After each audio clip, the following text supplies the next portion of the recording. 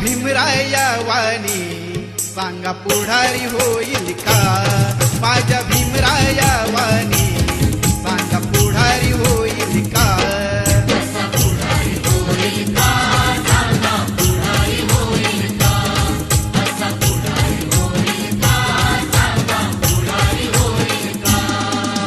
सुज्ञानाचा निर्मळ जरा भीमासारखा माणूस खरा जन्मा येईल का?